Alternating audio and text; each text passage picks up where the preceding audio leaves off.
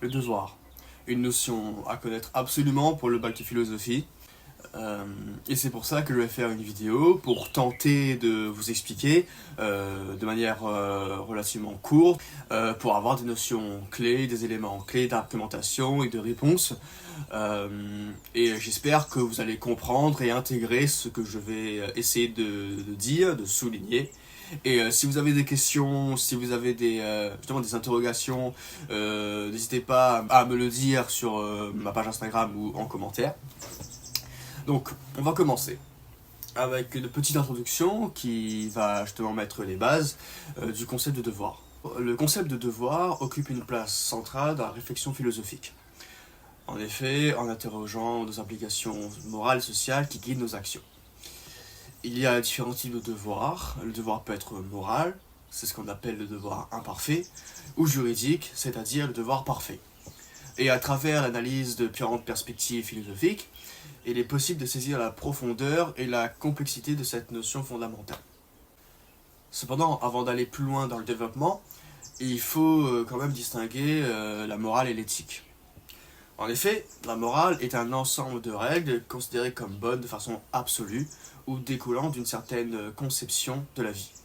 Tandis que l'éthique est une réflexion argumentée sur les valeurs morales. Maintenant que cette base est quand même établie, commençons le développement avec une petite amorce sur ce qu'est le devoir.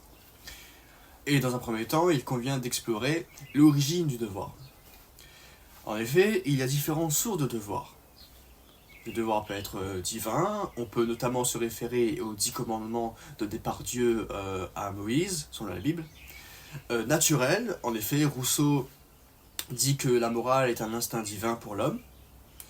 Rationnel, comme le dit Kant, et il dit que la morale vient de la réflexion consciente et rationnelle. Ou encore social, comme Henri Bergson le souligne, le devoir moral vient des impératifs sociaux. À ces différentes sources, il y a différents types de devoirs. En effet, du devoir moral au devoir civique, en passant par le devoir professionnel, chaque catégorie implique des obligations spécifiques qui structurent notre conduite au sein de la société. Ainsi, la morale serait essentielle dans le fondement de société moderne et actuelle.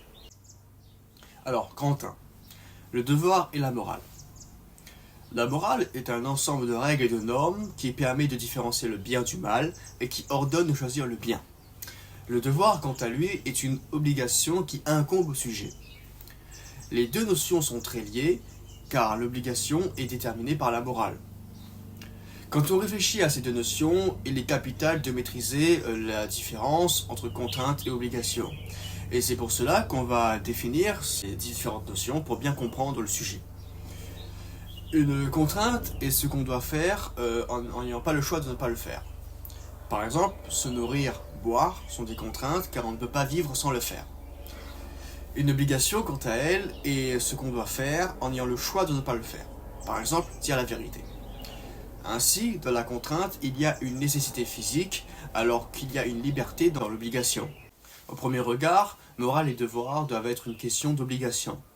Pourtant, la morale est à l'origine une affaire de contrainte. C'est une affaire d'éducation. Nos principes moraux, qu'on pour évident à l'âge adulte, nous ont été inculqués dans l'enfance par l'éducation. C'était une contrainte car leur non-respect entraînait une punition, une sanction. Petit a. La morale n'est pas une affaire de contrainte. En effet, dans un premier temps, on s'interroge sur le lien entre morale et contrainte. Et pour cela, on va se référer à Nietzsche. Nietzsche s'est en effet beaucoup interrogé sur la morale, entendue comme morale chrétienne, une morale qui condamne l'égoïsme, une morale du désintéressement et de la pitié. La question que pose Nietzsche à propos de cette morale est de savoir si elle est éternelle ou si elle est une construction historique. Sa conclusion est que la morale chrétienne s'est imposée dans l'histoire au terme d'un combat contre un autre système de valeurs, celui de l'Antiquité. Avant, on pensait en termes de bons et de mauvais. Les bons étaient les forts, c'est-à-dire les dominés, et les mauvais étaient les esclaves, c'est-à-dire les dominés. Cela aboutit chez les mauvais à une forme de jalousie selon lui. Les mauvais vont donc chercher à prendre le dessus sur les bons sans courir à la force physique qu'ils n'ont pas. Pour cela, ils vont inverser les valeurs. Nietzsche montre du doigt l'impureté de cette morale, car elle repose sur la jalousie. En mettant au jour que la morale chrétienne est une construction historique, Nietzsche montre qu'elle n'a rien d'une affaire de contrainte, car il a fallu éduquer l'homme, parfois avec force et violence. Autre auteur intéressant, Montaigne. En effet, pour Montaigne, la morale dépend des époques et des lieux. On parle de relativisme culturel. La morale serait relative. Montaigne souligne que ce qu'on considère comme pratique évidente est en réalité que le fruit de l'habitude. Pour lui, il y a une dépendance sociale de nos opinions, mais nous l'ignorons. C'est une forme d'inconscient social. Cela conduit Montaigne à adopter la thèse de la contingence de la morale, de sa relativité, ce qui conduit à la tolérance, puisque celui qui n'est pas d'accord n'a pas forcément tort dans la mesure où la morale est relative. L'exemple de Sparte utilisé par Montaigne montre que la société spartiate autorisait le vol, voire le favorisait, tandis qu'aujourd'hui le vol est prohibé, c'est-à-dire interdit. La morale, un sentiment inné. Une fois qu'on a dit que la morale est une question de contrainte, d'éducation ou d'habitude, on se questionne sur son lien avec la relativité des mœurs, avec l'idée selon laquelle il existerait des pratiques plus ou moins choquantes, comme la torture. Quand je suis face à ces pratiques, j'ai quelque chose en moi qui va faire que je suis choqué. Cela se passe donc comme s'il y a en moi un principe inné de morale. C'est la grande idée défendue par Rousseau dans son texte intitulé « Discours sur l'origine et les fondements des inégalités parmi les hommes », publié en 1755. Et dans celui-ci, il cherche quelle est l'origine du mal. Rousseau montre que le mal est en réalité une construction historique. Et pour expliquer cette thèse, Rousseau distingue deux états pour l'homme, l'état de nature et l'état civil. Dans l'état de nature, l'homme a deux principes. La pitié, qui veut dire à Rousseau que l'homme peut avoir pitié pour son voisin et le secourir, et l'amour de soi, c'est-à-dire l'instinct de conservation. C'est en passant à l'état civil que le mal apparaît. L'homme va être dénaturé, et sa pitié va être étouffée.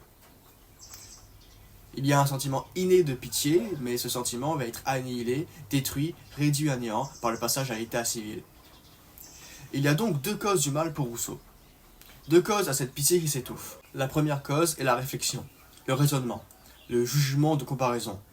Cela va provoquer une première mise à distance par rapport aux situations. La réflexion s'oppose en ce sens chez Rousseau à la pitié. La seconde cause du mal est, selon lui, les hiérarchies qui sont inhérentes à toute société. La pitié repose sur une intuition d'égalité entre les hommes et les femmes. Or, le fait qu'il y ait une hiérarchie dans la société va faire que notre intuition va être annihilée par le passage de l'état de nature à l'état civil. Petit c. Morale et raison. Chez Rousseau, la morale repose sur un sentiment inné. Et malheureusement, pas suffisamment fort, voire un peu trop indéterminé, pour fonder une morale qui soit efficace. On peut se demander si la morale ne peut donc pas se fonder sur la raison. Il y a ici deux thèses qui sont concurrentes. Si on définit la morale sur la raison, on peut soit prendre les conséquences de l'action sur l'intention. Et dans un premier temps, on va voir notamment le conséquentialisme, et en deuxième temps, déontologisme. Dans le cas d'une prise en compte des conséquences, on parle de conséquentialisme, c'est-à-dire du calcul des avantages et des inconvénients, des conséquences de ce que je vais faire pour fonder mes choix. S'il y a plus de bien que de mal, alors j'agirai, sinon je n'agirai pas. Cependant, cela a des limites. En premier temps, le calcul des avantages et inconvénients n'est pas forcément possible, car le calcul pouvant être infini, certains éléments échappent à la raison. En deuxième temps, l'impartialité, qui est extrêmement difficile à mettre en place dans des situations par exemple où nos proches sont impliqués. Déontologisme. Pour Kant, c'est l'intention seule qui permet de déterminer la morale d'une action et de fait de connaître le devoir moral. L'action n'est pas morale, c'est l'intention qui l'est. En effet, il dit « Ce qui fait que la bonne volonté est telle, ce n'est pas son aptitude à atteindre tel ou tel but, c'est seulement le vouloir. » Pour Kant, une action est morale si elle est universalisée et si elle respecte tous les êtres humains. Les conséquences ne doivent pas être prises en compte pour savoir si ce que je fais est bien ou mal. Hegel critique cependant sa réflexion car il estime que le résultat compte beaucoup. Quant à John Stuart Mill, Et il dit que l'intérêt que les hommes ont est un facteur extrêmement important pour eux d'agir ou non selon leurs devoirs. Kant distingue une action conformément au devoir et une action par pur devoir. La différence que Kant fait entre justement un impératif hypothétique et un impératif catégorique. Quand dans ma tête mon intention se formule par « si je veux, alors je dois », j'agis conformément au devoir. C'est un impératif hypothétique puisque la loi à laquelle j'obéis est une subordonnée à une condition de l'hypothèse. En revanche, si j'en ai que faire des conséquences, alors j'agis dans un impératif catégorique. C'est la morale et l'obligation qui me motivent, mais cela aussi a des limites. En effet, je ne dois pas prendre en compte des conséquences, mais ces conséquences peuvent être désastreuses, voire immorales. 2. Le devoir et la violence. Petit a. Le devoir comme violence. Alors, pour introduire cette sous-partie, je vais énoncer cette citation de Jean-Paul Sartre étant « Le devoir, c'est la violence d'autrui, mais intériorisée ». En effet, selon lui, le devoir est perçu comme une forme de violence car il implique une contrainte extérieure qui restreint la liberté individuelle. Pour Sartre, l'existence précède l'essence, ce qui signifie que les individus sont d'abord libres et responsables de leurs actions avant d'être définis par des normes et des devoirs extérieurs. Ainsi, le devoir est considéré comme une imposition extérieure qui va à l'encontre de la liberté fondamentale de l'individu. Cette conception s'inscrit dans la philosophie existentialiste de Sartre, où l'accent est mis sur la responsabilité absolue de l'individu, de la création de sa propre essence et de ses choix, sans être dicté par des obligations externes. Petit b. Le devoir moral pour agir contre la banalité du mal. Alors, pour cela, on va se référer à Hannah Arendt. Hannah Arendt soutient l'idée que la possibilité de faire le mal est présente en l'homme. Ainsi, le devoir moral est important pour lutter contre la banalité du mal. On peut parler notamment de l'époque du nazisme et de la Seconde Guerre mondiale, où en fait plein de personnes estimaient moral l'acte qu'ils ont commis parce que c'était conforme à la morale des plus grands, d'une certaine loi quelque part. Cependant, le devoir moral que porte chaque être humain en lui est une loi qu'il se donne à lui-même et qui devrait normalement dépasser la loi du pays lorsque celle-ci n'est justement pas morale. Grand 3, le devoir et la liberté. Tout d'abord, analysons la relation entre devoir et liberté individuelle. Agir par devoir et agir librement, c'est-à-dire être libre, sont une seule et même chose selon Kant, car la liberté et autonomie, c'est-à-dire capacité à se prescrire à soi-même sa règle. Dans l'action de devoir, le sujet n'est pas soumis aux inclinations ou à tout autre intérêt sensible. Pour Kant, l'homme, doté de raison, doit aller à l'encontre de sa sensibilité, se libérer de ses pulsions, de ses désirs. Aussi, le devoir moral est libérateur car il permet au sujet de s'échapper des déterminismes auxquels il est généralement soumis. Petit b. Parlons des implications de la responsabilité individuelle dans l'exécution des devoirs. Lorsqu'un individu assume la responsabilité de ses devoirs, cela implique qu'il reconnaît sa capacité à agir de manière autonome et consciente, en tenant compte des conséquences de ses actions. La responsabilité individuelle dans l'exécution des devoirs engendre une prise de conscience de l'impact de ses choix sur soi-même et sur autrui. Cela implique également de reconnaître que chaque action a des répercussions morales et éthiques et que l'individu est responsable de ses conséquences. Mais encore, la responsabilité individuelle dans l'exécution des devoirs renforce le lien entre liberté et devoir. En assumant sa responsabilité, l'individu affirme sa capacité à agir librement tout en respectant les normes morales et éthiques qui régissent ses actions. Le devoir et la société. Petit a, les devoirs individuels s'inscrivent dans un contexte social. Finalement, comme on l'a vu dans la précédente partie, la responsabilité individuelle dans l'exécution des devoirs contribue à la construction d'une société où les individus agissent de manière éthique, en prenant en compte non seulement leur intérêt personnel, mais aussi les besoins et les droits des autres, en créant ainsi une société basée sur la confiance, le respect et la justice. Petit b, les devoirs envers autrui et envers la société. Alors, les devoirs envers autrui et envers la société sont des éléments essentiels de la responsabilité individuelle. Envers autrui, le devoir implique le respect, l'empathie et la considération envers les autres individus, et cela inclut des actions telles que le soutien, l'écoute et la compassion. Les devoirs en société entraînent des actions qui viennent contribuer au bien collectif. Des auteurs tels que Emmanuel Kant ont souligné l'importance des devoirs envers autrui, mettant en avant le concept d'impératif catégorique comme vu précédemment, qui implique d'agir en respectant la dignité de chaque individu. D'autre part, des penseurs comme Mill ont mis en avant l'utilitarisme, soulignant que les actions doivent viser le plus grand bonheur du plus grand nombre dans la société. En somme, le devoir envers autrui et envers la société sont des piliers de la responsabilité individuelle, contribuant à la construction d'un tissu social basé sur le respect mutuel, la solidarité et la justice. Petit c. On va maintenant discuter des conflits éventuels entre les devoirs individuels et les normes sociales. Les conflits potentiels entre les devoirs individuels et les normes sociales peuvent être une source de tension pour les individus. Les devoirs individuels font référence aux situations morales et éthiques personnelles que chaque personne ressent, tandis que les normes sociales représentent les attentes et les règles établies par la société dans son ensemble. Il arrive parfois que le devoir individuel d'une personne entre en conflit avec les normes sociales prédominantes. Par exemple, un individu peut ressentir le devoir moral de défendre une cause qui va à l'encontre des normes sociales établies. Dans de telles situations, il peut être difficile de concilier ses convictions personnelles avec les attentes de la société. Des philosophes comme Rousseau ont abordé cette question, soulignant que l'individu doit parfois résister aux normes sociales pour rester fidèle à ses valeurs et à sa conscience.